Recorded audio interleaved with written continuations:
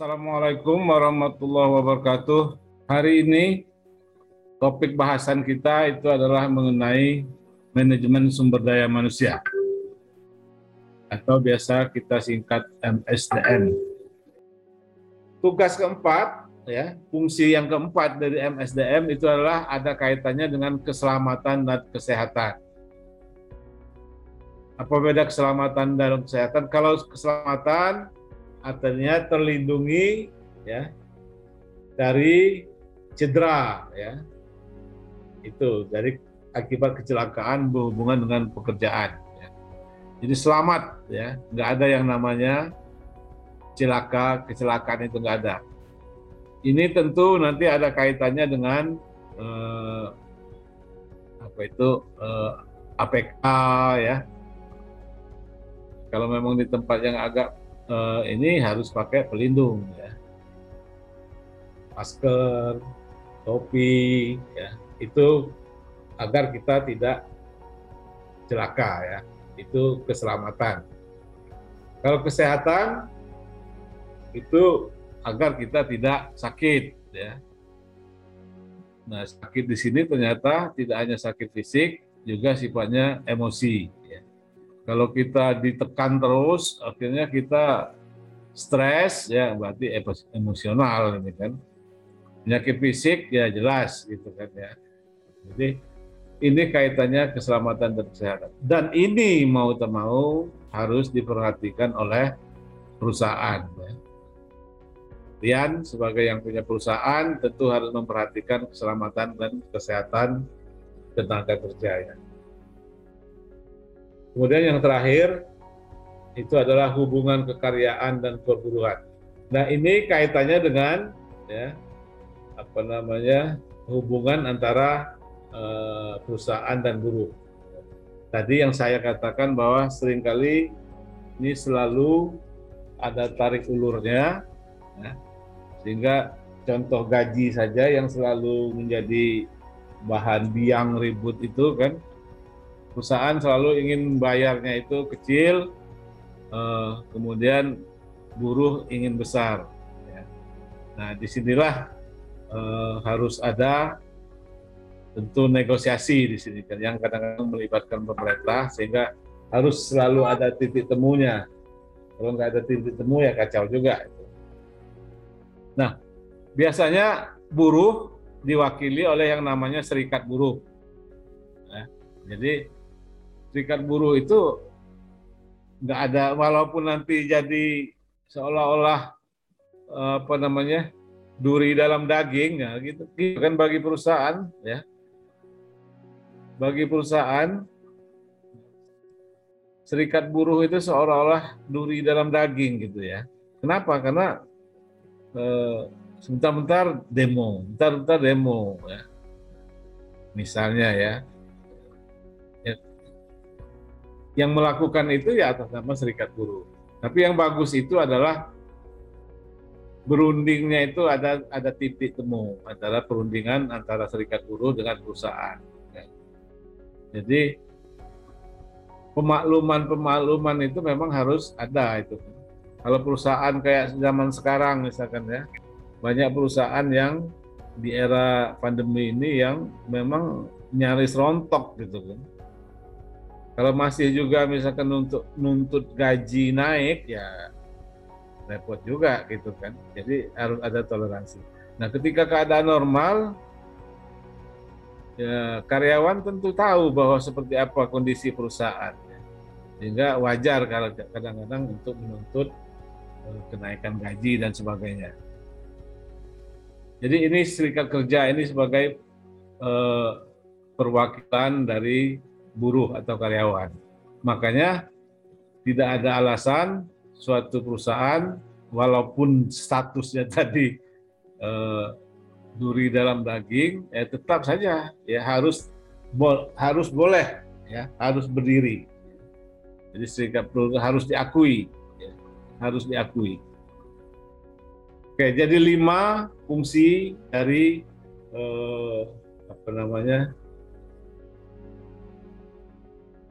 manajemen sumber daya manusia.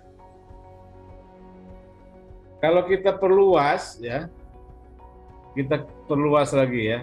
Jadi kalau ini ada di dalam perusahaan ya.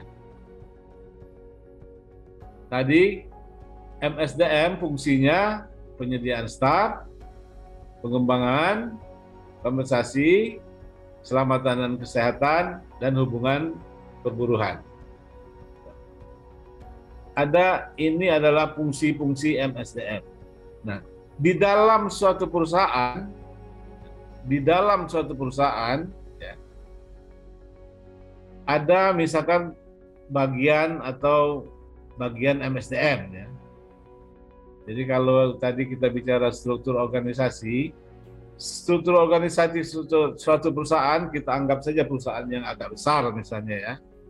Itu ada bagian sumber daya manusia, ada bagian pemasaran. Ini ya. Jadi kalian kalau kerja di suatu perusahaan, mungkin kerja di bagian mana? Mungkin di bagian pemasaran.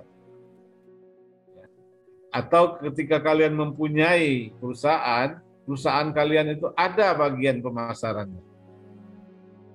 Ada bagian operasi atau produksi ya. Operasi produksi. Ada bagian keuangan, dan lain-lain.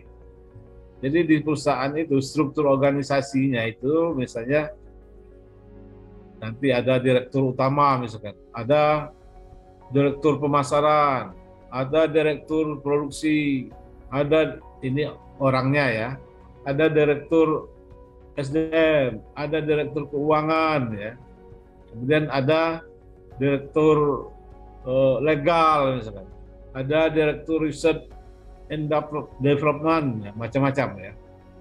Ini tetap di area perusahaan. Ya. Jadi kalian ya bisa kita asumsi kalau kalian bekerja di suatu perusahaan mungkin di bagian mana, bisa di bagian personalia, bisa di bagian pemasaran. Ini sekedar contoh ya. Operasi, bagian keuangan, bagian riset dan lain-lain.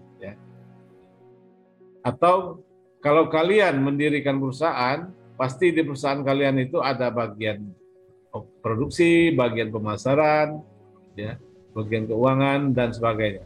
Silakan manapun sudut pandangnya. Nah, ini kita katakan sebagai lingkungan internal perusahaan, ya. Internal environment. Jadi nanti kalau kita bicara struktur organisasi, ya, yang struktur organisasi itu ada bagian-bagian ini. Orangnya mungkin pimpinannya bisa manajer, bisa direktur, istilahnya kan. Nah ini lingkungan internal. Di luar itu ada suatu lingkungan, ya, seolah-olah ada pembatas ini ya.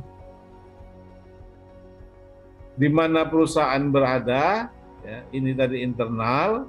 Dan di luar itu kita sebut sebagai lingkungan eksternal.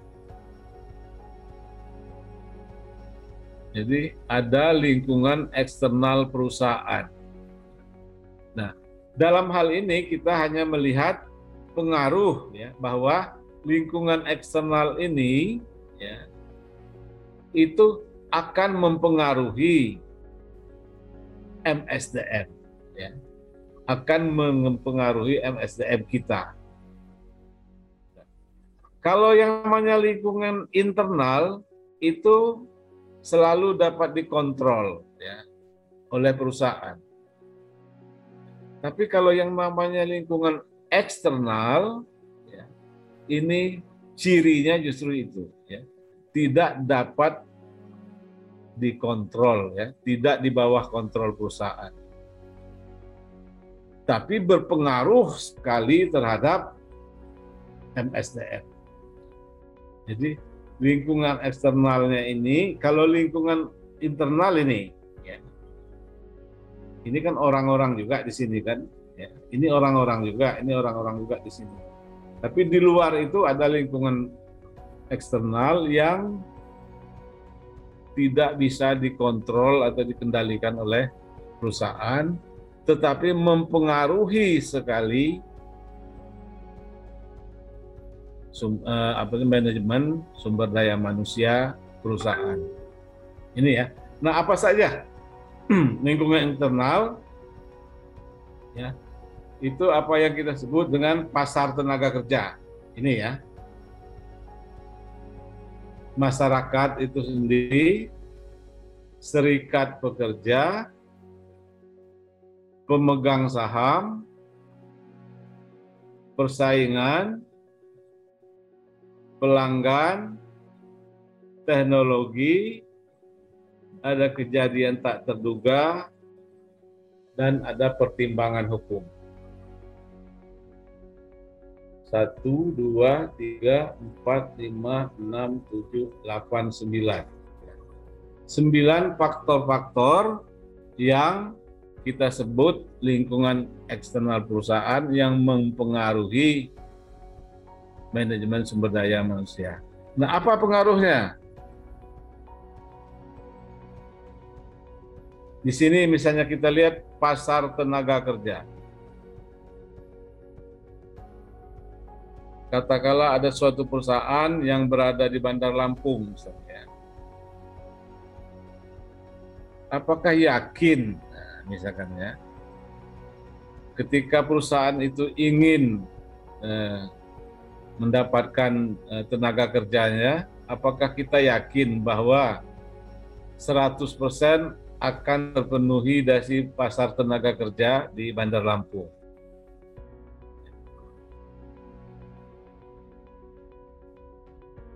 Belum tentu. Kenapa belum tentu? Pertama, kita tentu ingin merekrut yang terbaik ya. Ternyata di Bandar Lampung tenaga kerja terbaik yang sesuai dengan bidangnya misalnya kan itu adalah sangat kurang. Kita perusahaan misalkan bidangnya komputer misalnya ya. Ternyata orang-orang yang berkeahlian komputer di Bandar Lampung sangat kurang. Jadi, nah sementara kita tidak bisa mempengaruhi ini, ya. Kita terima apa adanya bahwa di Bandar Lampung itu keadaannya seperti itu. Keadaannya seperti itu. Jadi kita main terima saja. Nah, ketika kita membutuhkan tenaga kerja, jadi kita bisa jadi akan kesulitan. Jadi pasar tenaga kerja di Bandar Lampung sebegitulah adanya gitu kan. Dalam konteks ini tinggal sesuai tidak dengan kebutuhan perusahaan. Kalau memang sesuai dan banyak, ya beruntunglah, paslah kita taruh di situ.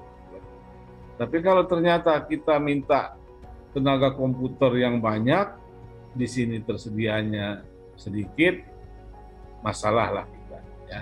Itu kira-kira ya. Nah, yang seperti ini banyak dihadapi ini. Ketika kita misalkan mendirikan perusahaan, misalkan di daerah